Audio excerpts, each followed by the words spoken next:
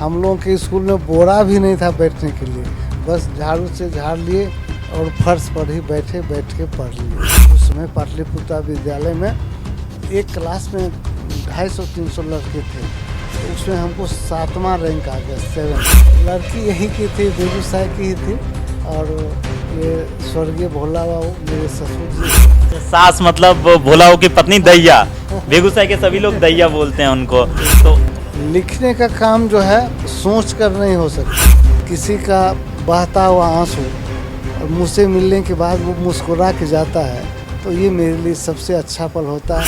और सबों को पता है कि हंसी सबसे कीमती गहना है और उसी को चुरा लिया है सबों ने। मैं जिस व्यक्तित्व के पास बैठा हूँ, क्योंकि ये व्यक्ति नहीं, संपूर्ण व्यक्तित्व के परिचायक हैं। हमारे साथ बात करने के लिए आज डॉक्टर रामरेखा बाबू हैं, जो कि अभी चीफ मेडिकल ऑफिसर के पद पर हैं और 1990 से कार्यरत हैं उसमें। और किन किन पदों पर एक लंबी फहरिस्त है। अगर आप बात करें तो इंडियन मेडिकल एसोसिएशन के बेगूसराय के अध्यक्ष रहे हैं 2009 में, सचिव रहे हैं 2000 के आसपास। उसके बाद संयुक्त सचिव बिहार के रहे हैं आईएमए में ही, और संयुक्त सचिव मुख्यालय में भी 2016 से 18 तक में आईएमए में रहे हैं। जबकि बिहार स्वास्थ्य सेवा संघ में ये जिलाध्यक्ष भी रहे, और उसके बाद प्रदेश में एडिशनल जनरल सेक्रेटरी के पद पर भी रहे, साथ में वहाँ के मुख्य प्रवक्ता भी रहे। और उसके बाद बात करें all India federation of government doctor association के सीनियर वाइस प्रेसिडेंट हैं अभी वर्तमान समय में। और साहित्य में अगर इस व्यक्तित्व की चर्चा की जाए तो बहुत बड़े व्यंग्यकार और एक लेखक की नरक यात्रा के लेखक, दिनकर जयंती समारोह समिति के महासचिव पद पर हैं। और हम बात कर रहे हैं उस लंबी फहरिस्त में एक छोटा सा नाम, एक बड़ा व्यक्तित्व, डॉक्टर रामरेखा बाबू की। सर, सबसे पहले केवी स्टूडियो में स्वागत है सर। धन्यवाद, बहुत धन्यवाद आपको। अगर हम सबसे पहले डॉक्टर रामरेखा की बात करें, एक जनरल फिजिशियन है जो लोगों की रक्षा करता है, गवर्नमेंट डॉक्टर है। कब एक डॉक्टर के रूप में डॉक्टर रामरेखा बनकर आया था? मैं 1990 में बिहार स्वास्थ्य सेवा से जुड़ा, और उस समय से अभी तक मैं जुड़ा हुआ हूँ। मेरी पहली पोस्टिंग लोहरदगा में हुई थी, वो अभी झारखंड में पड़ता है। उस समय बिहार का सबसे छोटा जिला था। वहाँ लगभग 1998 तक मैं रहा, फिर बेगूसराय आ गया, इसके बाद फिर भागलपुर गया, फिर बेगूसराय आया। इसी तरह से सेवाएं चलती रहीं। अच्छा, लोहरदगा अगर बात करें तो अभी भी नक्सली प्रभावित क्षेत्र रहा, तो कभी डॉक्टर रामरेखा को नक्सलियों से डर नहीं लगा? क्योंकि कितने साल रहे थे लोहरदगा में से? लोहरदगा में मैं लगभग 7 साल तक रहा, और मैं वहाँ जिला कुष्ठ निवारण पदाधिकारी के पद पर 3.5 साल कार्य किया हूँ। उस कारण मुझे सुदूर देहात में ज़िले के भिन्न भिन्न भागों में जाना पड़ता था, और बहुत से कर्मचारी डरते थे नक्सलियों से। कुछ लोग नक्सलियों का हवा बना करके जाने से बचना चाहते थे।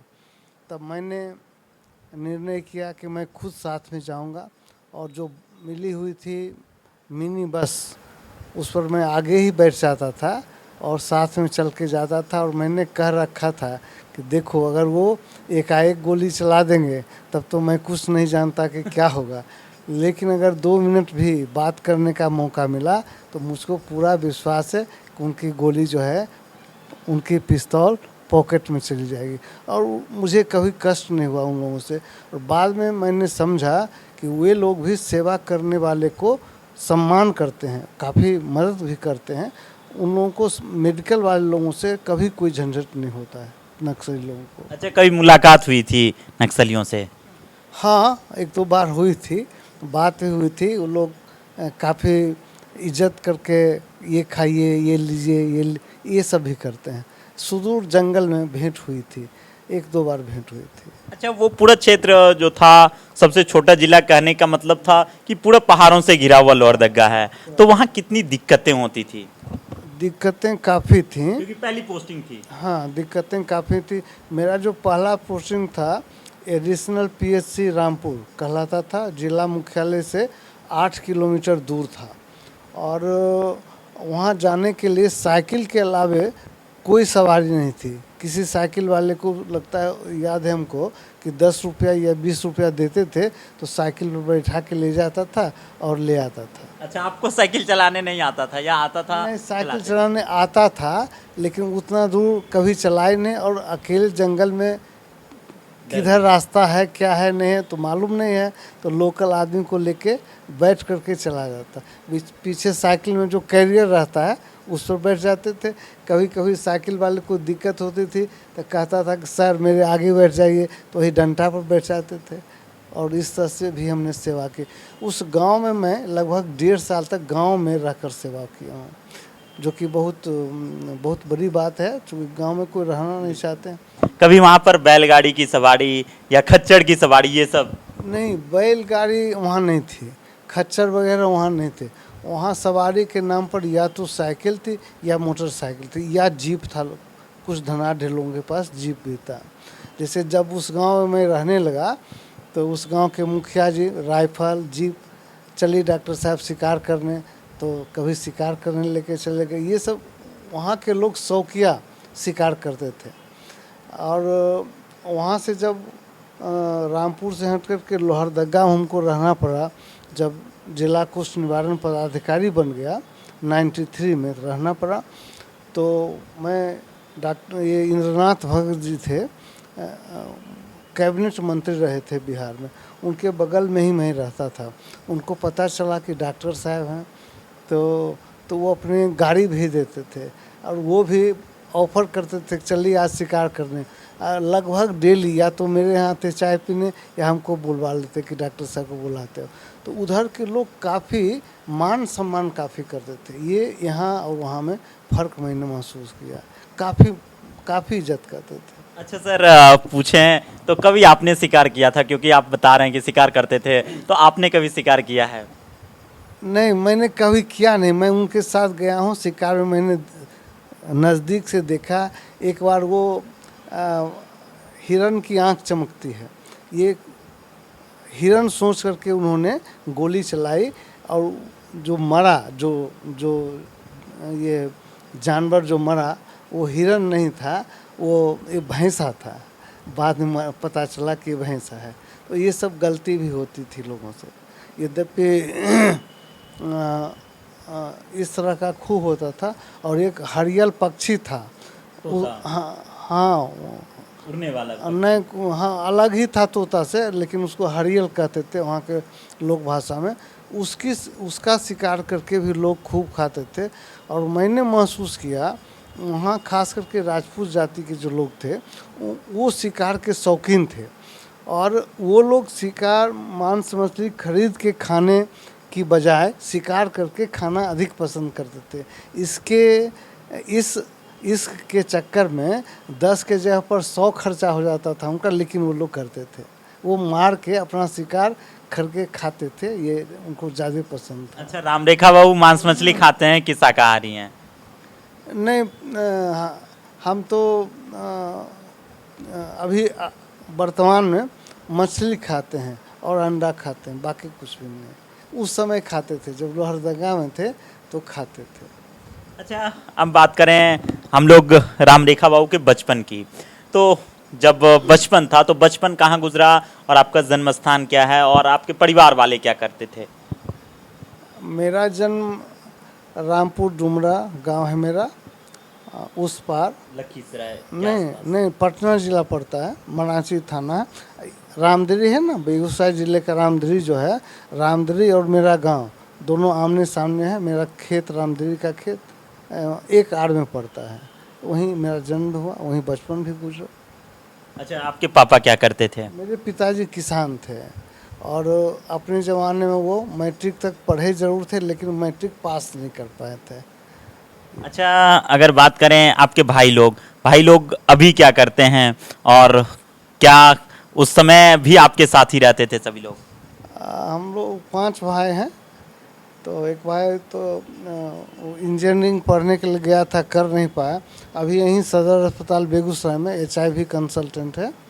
और एक भाई साइंस कॉलेज से पढ़ा, MBA किया और अभी इवेंट मैनेजर है पटना में। एक भाई है LIC करता है, एक भाई गांव में ही रहता है। यही पर भाई, बहन भी 5 थे, सब अपने अपने जगह पर हैं। अच्छा रामरेखा बाबू, अब गांव जाते हैं कि नहीं?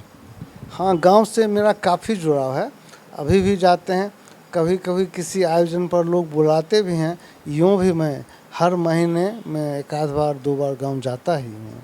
अच्छा, गांव में अब कौन लोग रहते हैं? सिर्फ एक भाई रहते हैं या और कोई लोग? नहीं, अभी तो हाँ, वही भाई भतीजा भाव यही सब लोग रहते हैं। माँ पिताजी तो गुजर गए और लोग हैं नहीं। अच्छा, मेडिकल ऑफिसर थे, तो गांव के किस स्कूल में पढ़ाई हुई है आपकी, और क्या वो स्कूल बहुत ही फैसिलिटेड था या बहुत ही कम चीज़ें थी? नहीं, उस ज़माने में स्कूल में फैसिलिटी तो कुछ थी नहीं। आप भी जानते हैं, हम लोग हम लोगों के स्कूल में बोरा भी नहीं था बैठने के लिए। बस झाड़ू से झाड़ लिए और फर्श पर ही बैठ के पढ़ लिए। तो अच्छा, घर से बोरा ले जाना रहता था? हाँ, घर से ले जाना रहता था। तो वहाँ उस समय फैसिलिटी तो नहीं थी। उस समय समझिए जो भी लोग पढ़ के निकले वो घनघोर भीषण मेहनत से निकले। और जैसे चट्टान तोड़ के कभी कभी देखे होंगे कि पेड़ निकल आता है, तो उस समय के पढ़े लिखे लोग उसी परिस्थिति के पढ़े लिखे हैं। इसीलिए अंदर से वो लोग काफ़ी ठोस मिलेंगे आपको, और उनका मोरल भी हाई मिलेगा। उस ज़माने के लोग, हमको जैसा लगता है। हाँ बिल्कुल, एक पंक्ति है कि सृजन का बीज हूँ, कभी ज़ाया हो नहीं सकता। तो रामरेखा बाबू वही व्यक्तित्व हैं। सर, बचपन के उस गांव के स्कूल से उसके बाद आपने क्या किया? गांव के हाई स्कूल में मैं 9th के हाफ ईयरली तक पढ़ा हूँ। वो 9 तक ही था? नहीं, था तो 11 तक, मैट्रिक होता था 11वीं तक में। तो लेकिन आ, हुआ क्या कि लोगों ने बताया मेरे पिताजी को कि आपका लड़का पढ़ने में बहुत अच्छा है, गांव में हो सकता है नहीं कर पाए, गांव विलेज पॉलिटिक्स भी होता है, तो ये सब कारण से वो बर्बाद हो सकता है, तो आप इसको पटना भेजिए। पटना में पाटलिपुत्र हाई स्कूल उस समय नेतरहाट के बाद सबसे अच्छा बिहार का स्कूल माना जाता था, उसका रिजल्ट ऐसा होता था। और उसमें एडमिशन होना बहुत ही टेढ़ी पटना खेल। Science college? नहीं, पटना ये SGD पाटलिपुत्र हाई स्कूल की बात कर रहे हैं। 9th में हमको जाना था वहाँ। तो बड़ी मुश्किल से वहाँ के हेडमास्टर साहब को हमारे गांव के हेडमास्टर साहब ने बताया, समझाया कि इतना मेरिटोरियस है लड़का, तो आपके लिए एसेट होगा। तो लेकिन उन्होंने इनकार किया, कहा कि हम बंधे हुए हैं नियम कानून से, लेकिन हम एक चीज़ करते हैं, मेरे यहाँ हाफ ईयरली होने वाला है, इसको यूँ ही अलग से बैठा देंगे। अगर मेरे लड़कों के बीच में कम्पीट कर जाएगा तो हम इसका एडमिशन ले लेंगे अपने रिस्क पर। संजोग ऐसा हुआ कि उस एग्ज़ाम में हम बैठे और उनके विद्यालय में, उस समय पाटलिपुत्र विद्यालय में एक क्लास में 250-300 लड़के थे, तो उसमें हमको 7वां रैंक आ गया, 7 रैंक आया। तो हेडमास्टर साहब बड़े खुश हुए और उन्होंने खुशी खुशी मेरा एडमिशन कर लिया। अच्छा, उसके बाद 2 साल वहीं 11वीं हाँ तक वहीं पढ़ा? हाँ, 2 साल से हुआ। उसके बाद आप कहाँ गए? उसके बाद साइंस कॉलेज पटना में एडमिशन लिए। साइंस कॉलेज पटना के बाद मेडिकल में चले गए। मेडिकल मुजफ्फरपुर SKMC से किए। और उसके बाद पढ़ते पढ़ते ही हम लोगों ने हाउस सर्जन से पूरा किया नहीं था, और उस समय का नियम था कि जब तक इंटर्नशिप पूरा नहीं होता है तो वो नौकरी में नहीं जा सकते। नौकरी का वैकेंसी निकला था, लेकिन उसमें हम भर नहीं सकते थे। तो हम लोगों ने हाई कोर्ट में रिट किया कि हमको बैठने दिया जाए, और रिजल्ट तक अगर नहीं आया, ये इंटर्नशिप का पूरा नहीं हुआ, तो ठीक है मेरी बहाली नहीं होगी, लेकिन बैठने से डिबार नहीं किया जाए। तो हाई कोर्ट ने मान लिया इसको, और हम लोग बैठे और कम्पीट कर गए। तो समझिए कि मैं ऐसा हूँ अपने ये में, मेरे साथ और भी कुछ लड़के ऐसे थे कि जो कि नौकरी जिस दिन ज्वाइन किए उसी दिन फिर रिलीव होकर वापस आ गए पढ़ाई पूरा करने के लिए, क्या कि पढ़ाई पूरी हुई नहीं थी। तो मैं भी नौकरी ज्वाइन करने के बाद 3 महीना वापस आ गया। चीज़ की नौकरी आप ज्वाइन किए थे, हाँ मेडिकल ऑफिसर? हाँ हाँ। उसके बाद स्टडी लीव सरकार ने दिया कि जाके पूरा करके तब आइए नौकरी में। तो एक ही दिन ज्वाइन किए, एक ही दिन रिलीव हो गया। अच्छा। तो ये था, ये 91 में है। और फिर उसके बाद ज्वाइन किया कुछ दिनों बाद? फिर अच्छा, उसके बाद आपकी शादी हुई उसी साल या उसके बाद? नहीं, शादी उसी साल लगता है 3-4 महीने के बाद हुई। मार्च में 7 मार्च को मेरी शादी हुई और ज्वाइन किए थे जनवरी में। अच्छा, शादी लोग पहले कहते थे कि नहीं मैट्रिक इंटर में ही शादी हो जाती थी, इलाहाबाद यूनिवर्सिटी पटना यूनिवर्सिटी में एडमिशन में शादी हो जाती थी, तो राम रेखा बाबू की शादी नौकरी के बाद क्यों हुई? मेरी शादी भी हो गई रहती। मेरे पिताजी काफ़ी इंटरेस्टेड थे, घर के लोग चूँकि बड़े बड़े लोग आते थे शादी का प्रस्ताव लेकर के, तो घर के लोगों को इच्छा थी कि शादी कर लें, तकदीर सुधर जाएगी सबों की। तो लेकिन मेरी इच्छा इसके विपरीत थी। मैं चाहता था कि पैर पर खड़ा हो जाऊं तब शादी करूं, ताकि जो लड़की आए उसको भी कष्ट नहीं हो और हमको भी एडजस्ट करने में कोई दिक्कत नहीं हो। तो मैं ही अड़ा रहा कि नौकरी के बाद शादी करूंगा। अच्छा, नौकरी के बाद शादी हुई, तो लड़की कहाँ की थी और किन से शादी हुई? लड़की यहीं की थी, बेगूसराय की ही थी। और ये स्वर्गीय भोला बाबू मेरे ससुर जी हुए। माननीय सांसद रहे हैं? हाँ हाँ। बेगूसराय माननीय सांसद रहे, उसमें क्या थे? उस समय 1 साल पहले वो चुनाव हारे थे कांग्रेस के टिकट पर।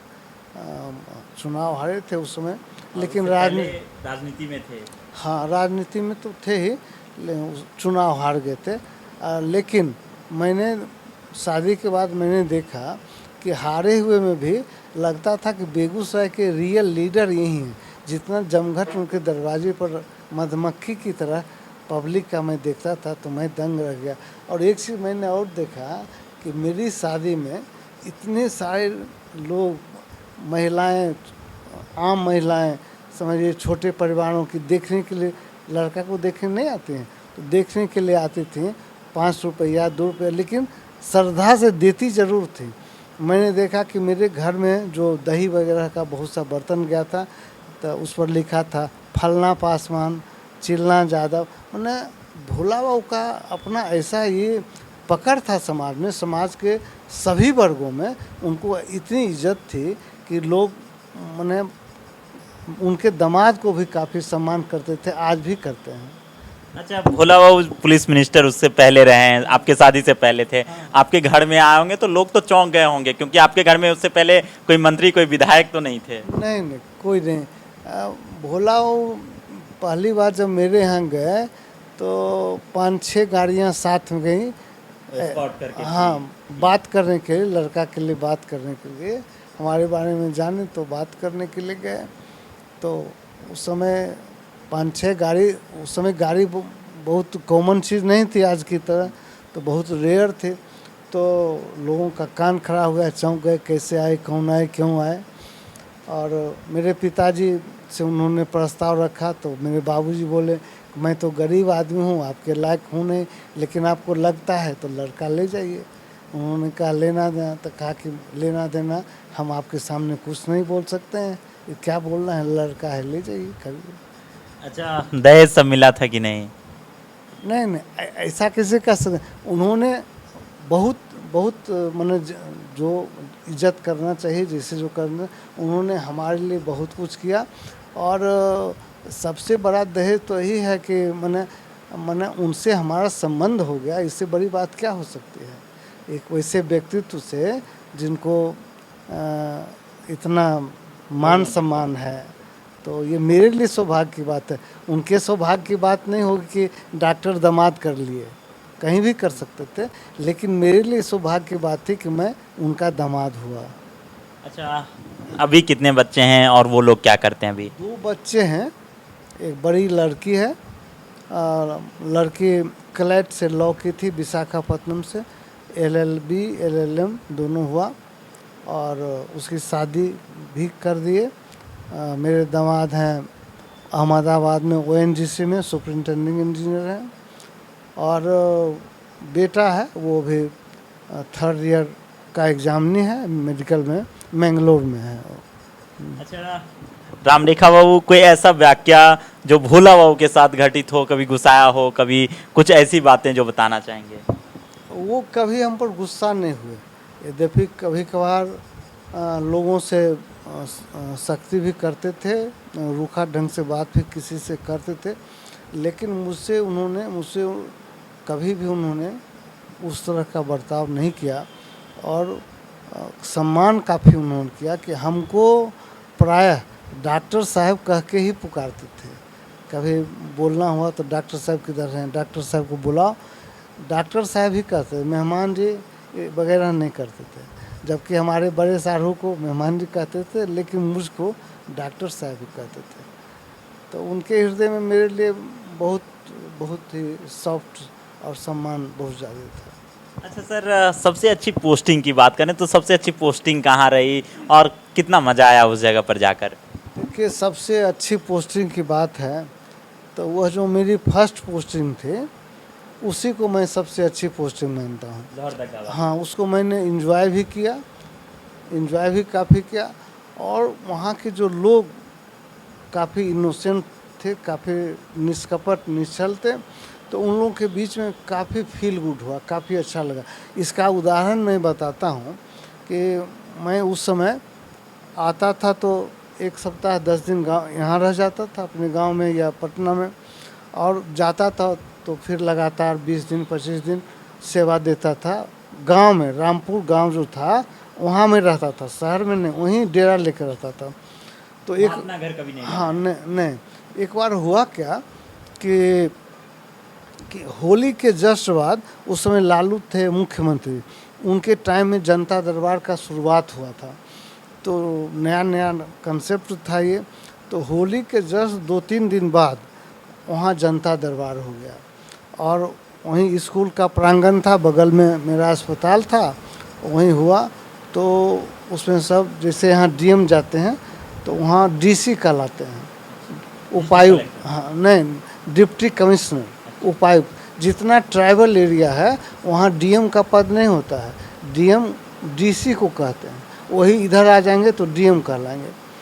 तो जेबी तुबी थे उस समय, एक तो राजबाला वर्मा थी ना यहाँ, जो काफ़ी नाम कमा के गई थी, उन्हीं के हस्बैंड थे जेबी तुबित, वो उस समय वहाँ के डीसी थे।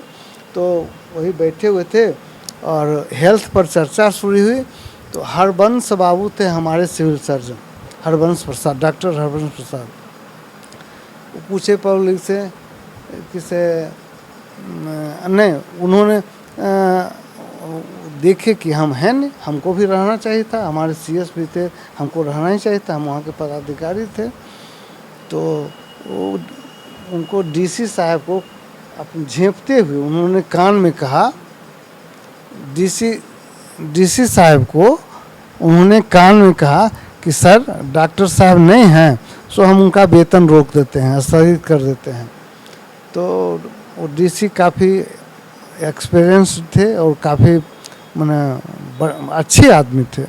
तो उन्होंने पब्लिक से पूछा कि क्या जी, सो डॉक्टर साहब नहीं रहते हैं, नहीं आते हैं? हाँ। तो उनके पूछने के साथ ही 5-7 गो आदमी, आदिवासी लोग अपने आप खड़ा हो गया, कहा कि अपने भाषा में उन लोगों ने कहा कि नहीं सर, वो तो यहीं रहवे करते हैं, अभी नहीं हैं, होली में घर गए हैं, लेकिन वो तो यहीं रहते ही हैं। अचानक उन्होंने कह दिया। तो डीसी ने सीएस को कहा, सिविल सर्जन को कहा कि क्या सिविल सर्जन साहब, आपको तो गर्व होना चाहिए, लोग कह रहा है उनके बारे में कि डॉक्टर साहब यहीं रहते हैं, यहाँ तो ब्लॉक में डॉक्टर नहीं मिलता है और वो आदमी यहाँ गांव में रहता है, एक तो बहुत बड़ी बात है। तो उन्होंने प्रोसीडिंग में लिखवाया कि लिखिए कि लोगों ने कहा कि डॉक्टर साहब यहाँ अस्थायी रूप से रहते हैं, और उन्होंने हमको एक सर्टिफिकेट दिया, खोजेंगे तो मिलेगा, वो सर्टिफिकेट दिया था कि रामपुर 5000 से कम आबादी वाला एक पंचायत है और यहाँ के डॉक्टर रामरेखा यहाँ अस्थायी रूप से रहते हैं। हमको सर्टिफिकेट उन्होंने भिजवा दिया। तो उस समय के प्रशासनिक पदाधिकारी भी अच्छे होते थे। और वहाँ की पब्लिक के बारे में मैंने बताया, ये मेरे संस्मरण में अभी तक है, इसको भूल नहीं पाता हूँ। ऐसे थे वहाँ के लोग। अच्छा, उसके बाद लोहरदगा से उसके बाद आप कब कहाँ गए और कहाँ कहाँ गए उसके बाद? लोहरदगा से 98 में हम आ गए मंझौर रेफरल अस्पताल। हाँ, और 2002 ईस्वी में यहाँ से चले गए प्राथमिक स्वास्थ्य केंद्र थाना बिहपुर, भागलपुर जिला में है। तो भागलपुर ज़िले में भिन्न भिन्न, जैसे नारायणपुर है वहाँ भी मैं रहा, और गोपालपुर है वहाँ भी मैं कुछ दिन तक रहा। और 2007 में मैं पुनः बेगूसराय आ गया। तो 2007 से 9 मैंने बेगूसराय सदर अस्पताल में अपनी सेवा दी। और 2009 में मैं मटिहानी का प्रभारी बना दिया गया मुझको, तो वहाँ चला गया। और 2012 में मैं बरौनी चला गया, और 2016 में सदर प्रखंड बेगूसराय आ गया, वहीं अभी हूँ। अच्छा, अभी बेगूसराय से ही आप देख रहे थे? हाँ, अभी अच्छा राम रेखा बाबू, ये घर की बात करें जहाँ हम हैं, तो कब बनाया? बेगूसराय में आने के बाद बनाया था या पहले ज़मीन ले रही थी या पुश्तैनी ज़मीन है? नहीं, पुश्तैनी नहीं है।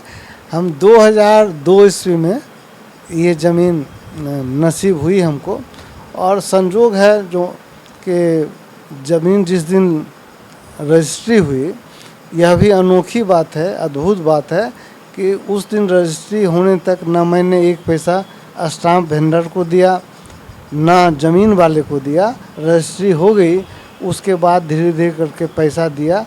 वो ये लोग हमको इतना मेरे ऊपर ट्रस्ट किए कि ये सब तत्काल बिना पैसे के हो गया था। अच्छा, कैसे कैसे हुआ था वो? रहते थे उसमें रामशंकर बाबू के यहाँ, जो बड़ा बाबू थे रजिस्ट्री ऑफिस में। रूम रेंट लेके? हाँ, रेंट लेके रहते थे, लेकिन उन्होंने मुझको कभी किराएदार नहीं समझा। रामशंकर बाबू बड़े अच्छे आदमी, कर्मचारी संघ के सचिव और अध्यक्ष वगैरह रहे, बहुत अच्छे आदमी थे। मैं उनके यहाँ गया, 1100 रुपया में किराया देता था, 1999 में गया, और मैं 2010 तक रहा। उतने में मैंने कई बार उनको निवेदन किया कि किराया बढ़ा लीजिए, महंगाई बहुत बढ़ गई, लेकिन उन्होंने कभी किराया नहीं बढ़ाया, हमेशा इनकार करते रहे, और हमको रखा दामाद के रूप में।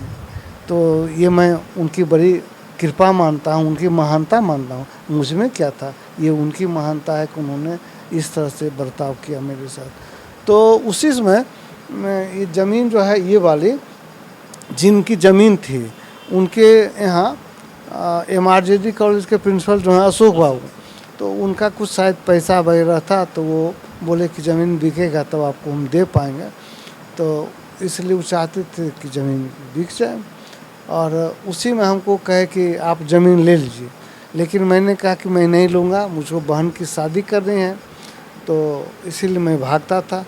तो अशोक जी रामशंकर बाबू को बोल दिए कि देखिए डॉक्टर साहब ज़मीन नहीं ले रहे हैं, हम उनको बार बार कह रहे हैं, पैसा भी नहीं मांगते हैं तो भी नहीं ले रहे हैं। तो रामशंकर बाबू ने मेरी पत्नी को, बेबी उसका नाम है घर का, उन्होंने कहा कि बेबी से डॉक्टर साहब एना कैसे तुम से ज़मीन लिखावे के। तो उन्होंने स्टाम्प वेंडर को बुलाया, और रजिस्ट्रार साहब को भी घर ही पर बुला लिया था, तो वहीं रजिस्ट्री हो गया। फिर मैंने पैसा उन लोगों को धीरे धीरे दिया।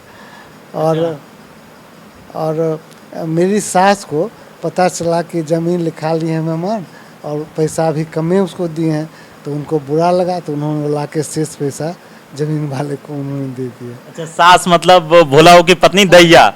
बेगूसराय के सभी लोग दैया बोलते हैं उनको, तो उन्होंने ये पूरा किया? हाँ, आधा से ज़्यादा पैसा बचा ही हुआ था, तो उन्होंने ला करके दे दिया, तो ऐसे ऐसे ज़मीन हो गया। अच्छा, बेगूसराय में रहे, बहुत दिन रहे, बेगूसराय में कैसा अनुभव रहा आपका? बेगूसराय में भी अनुभव ठीक ही रहा, बेगूसराय में कोई लेकिन मटिहानी जब मैं प्रभारी बन के गया था, तो हाँ, फिर तब यहाँ के सिस्टम से जब आमना सामना हुआ, तब थोड़ी निराशा हुई। 2 स्तर पर निराशा हुई। एक तो मैंने देखा कि पब्लिक में कुछ लोग हैं, सरकार की नई नई योजना जो शुरू हुई थी, ये national NRHM, national rural health mission, अभी NHM कहलाता है, नेशनल हेल्थ मिशन कहलाता है। तो उसमें जननी बाल सुरक्षा योजना का पैसा आता था तो मैंने देखा क्या कि समाज में, गांव में कुछ बिचौलिए नए किस्म के तैयार हो गए हैं जो उस पैसे को हड़पना चाहते हैं, और हड़पने में स्वास्थ्य विभाग के लोगों से भी मदद लेते हैं, उनको भी फंसा के रखते हैं। तो ये मेरा नया अनुभव हुआ प्रभारी बनने के बाद, और ये थोड़ा सा। सर मटिहानी में आपने क्या चीज़ देखा और कैसा अनुभव रहा मटिहानी का, बेगूसराय का? मटिहानी का अनुभव ये रहा कि खास करके JBSY में लोग घोटाला करने का प्रयास करते थे, और उसमें जो प्रसूताओं को 2000 रुपये मिलते थे, उस राशि में से 500-600 रुपया उड़ाने के चक्कर में रहते थे। बहुत लोग उड़ाने में कामयाब भी हुए। उसमें कुछ हमारे विभाग के लोगों की भी गलती थी या मिली भगत थी, जो कहिए। तो ये होता था। इसको रोकने के लिए मुझे काफ़ी मशक्क़त करनी पड़ी, मुझे काफ़ी खतरा मोल लेना पड़ा, लोगों से समझिए कि काफ़ी जद्दोजहद करना पड़ा। तो कामयाब तो हम हो गए, लेकिन मेरे बारे में लगभग 2-4 दिन में एक दिन अखबार में रंगा हो रहता था जैसे घोटालेबाज मैं ही हूँ। तो जांच बैठी, जांच हुआ, 2 बार 3 बार जांच हुआ, और जिनको फंसना चाहिए था, जो गलती किए थे, उन लोगों को सज़ा हुई, जिसमें डॉक्टर भी थे, ANM भी थी, अन्य लोग भी थे। हाँ, उनको हुई, और मेरा कुछ था ही नहीं, तो मुझको क्या होता। लेकिन लोग मुझको फंसाने का पूरा प्रयास किए। मैंने, आपको आश्चर्य होगा कि मेरे खिलाफ बिहार विधानसभा में क्वेश्चन किया गया 2010 में, शायद 10 के मार्च में। एक PSC के डॉक्टर के खिलाफ हाँ प्रश्न उड़ाए हाँ थे। हाँ, कि ऐसा ऐसा ऐसा। लेकिन मैं कुछ गलती करूँगा तब ना कुछ निकलेगा, मैंने कुछ किया नहीं था। और एक फ़ायदा हुआ, उसको रोकने के लिए हमने जच्चा बच्चा का फ़ोटो खिंचवा करके सटवाना शुरू किया कि इसका यहाँ हुआ है, अस्पताल में प्रसव हुआ है, तब ना पैसा मिलेगा। तो इस चीज़ का भी लोगों ने विरोध किया, आंदोलन करवाया। लेकिन आज ये चीज़ पूरे बिहार में फॉलो होता है। उस समय 2009-10 में मैंने अकेले शुरू किया था, आज ये चीज़ सब जगह फॉलो होता है। जच्चे बच्चे का फोटो हाँ, फॉर्म पे लगाना अनिवार्य। उसमें गड़बड़ी कैसे होती थी यह आप शायद जानना चाहते हो। तो गड़बड़ी ऐसे होती थी कि पैसा दिया जाता है प्रसूताओं को अस्पताल में प्रसव कराने के लिए। लोग क्या करते थे, कहीं हो गया, घर में, दलान पर, ट्रेन में, बस में, कहीं भी हो गया, उसको शो कर देते थे कि हाँ हो गया। हाँ, उसमें थोड़ा उसको दे दिए, थोड़ा अपने रख लिए, ये होता था। ये सब बंद करवा दिए। अच्छा रामरेखा बाबू, कभी डरे नहीं? डर तो लगता होगा कि कहाँ हम फंसे हुए हैं, क्या कर रहे हैं। हाँ, ये डर, हमको डर नहीं कह सकते हैं।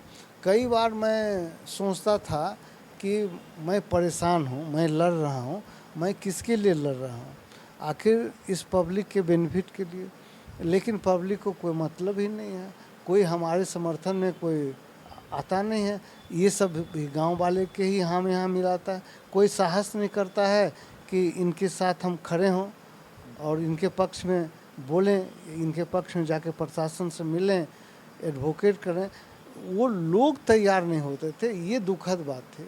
लेकिन फिर भी जब तक बना मैंने किया, फिर मैंने सोचा कि ये तो अंतहीन है, तो मैंने अपना ट्रांसफ़र करा लिया बरौनी। मैंने सोचा कि मैं जो करना था, जो दिखाना था, वो हमने उजागर कर दिया, दिखा दिया।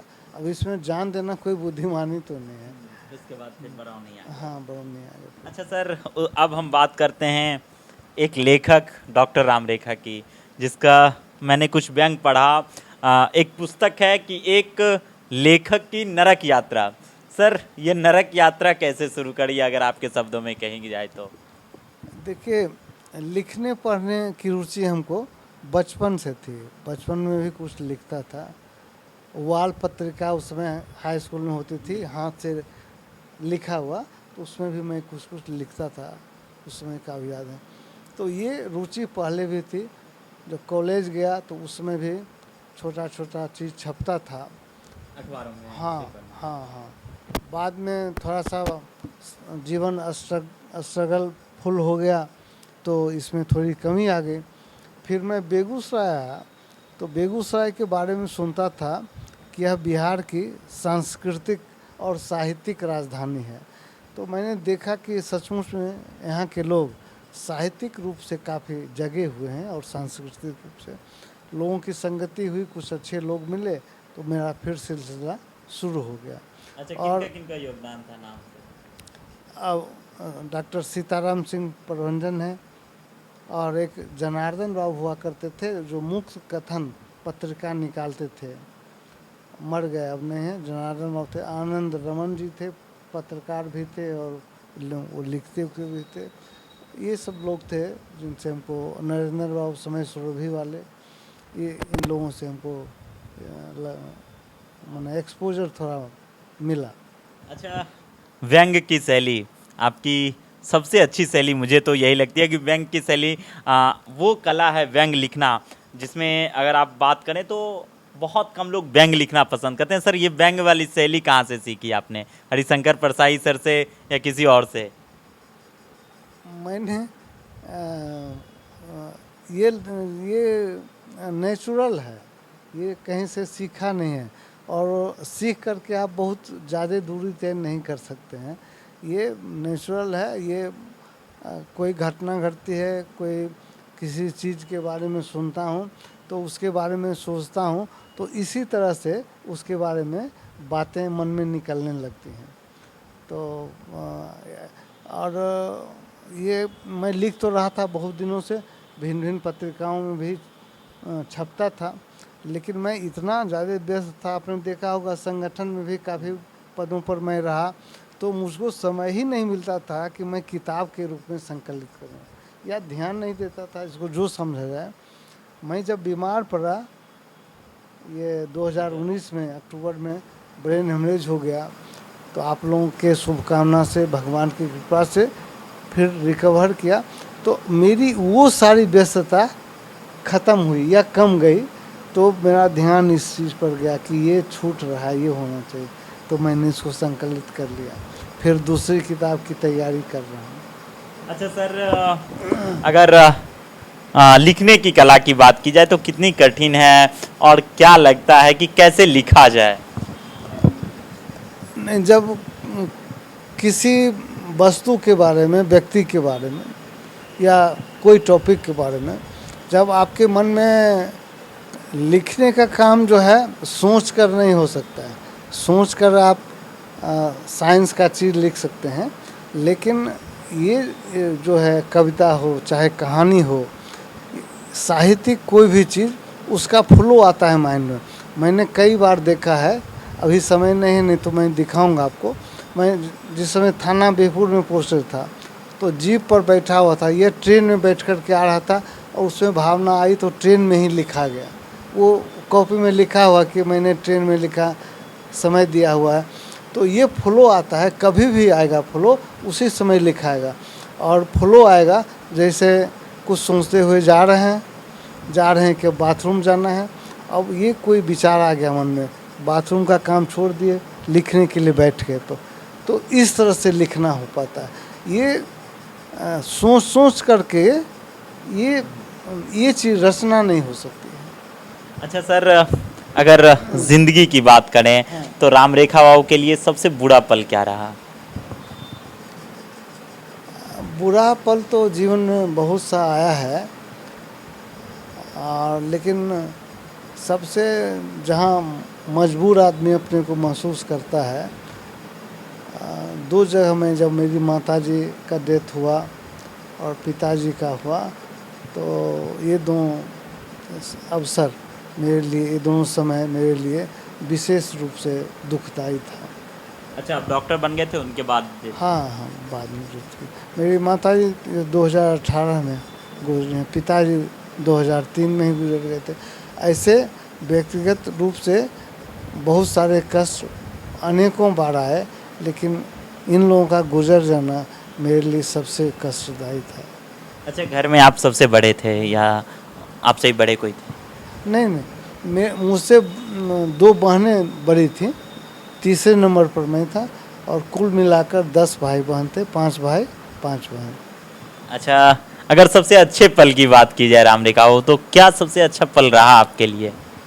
अच्छा पल अब जैसे है क्या कि किसी मजबूर आदमी का मुझसे कोई भला हो जाता है, किसी का बहता हुआ आंसू, और मुझसे मिलने के बाद वो मुस्कुरा के जाता है, तो ये मेरे लिए सबसे अच्छा पल होता है और सबसे सुकून देने वाला होता है, और सारा थकान मिट जाता है ये देख कर। अच्छा, डॉक्टर राम रेखा बाबू अपने ज़िंदगी के निचोड़ को अगर बताना चाहें तो कैसे बताएंगे, और आखिर में चलते चलते लोगों के लिए संदेश भी? जिंदगी का निचोड़ मेरी नज़र में ये है कि देखिए, हम जितने लोग हैं, हम आप कोई भी अस्थाई रूप से यहाँ रहने के लिए नहीं आए हैं। जो कुछ है साथ सब दिन रहेगा नहीं। तो आप अगर किसी के लिए कुछ करने की स्थिति में हैं तो दिल खोल करके ज़रूर करिए, और ये पूंजी है जो आपको उस समय काम देगी जिस समय आप कुछ भी करने के लायक नहीं हैं, लेकिन अपने जीवन को पीछे देख के याद करेंगे, जब थक जाएंगे तो आपको ये सब चीज़ खुशी देगा, ये सब चीज़ एनर्जी देगा आपको जीने का। इतनी लंबी बातचीत में हमारे साथ था राम रेखा सर थे, जो एक डॉक्टर हैं, फिजिशियन हैं, आईएमए के प्रेसिडेंट रह चुके हैं, और इतने बड़े व्यक्तित्व इतनी देर तक हमसे बात किए, ये मेरे लिए सौभाग्य की बात थी। बहुत बहुत धन्यवाद सर, थैंक यू। धन्यवाद।